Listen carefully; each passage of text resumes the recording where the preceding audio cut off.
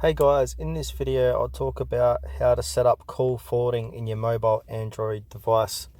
Please make sure to watch this video to the very end so you don't miss out on any crucial parts. In saying that, let's begin. So the first thing you need to do is open up your phone app, and then here click on the three dots, vertical dots, and then click into your settings. And on this page here, if you scroll down, look for supplementary services. Once you've found that, click into it. Wait for this to load, it takes a few seconds. Now you want to click on call forwarding. And again, takes a few moments to load up.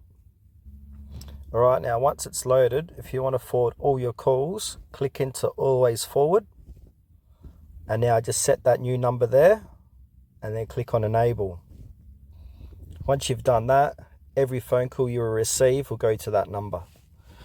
And that's it for this video, guys. Thanks for watching it to the very end. If this video helped you, please consider to like the video and subscribe to my channel.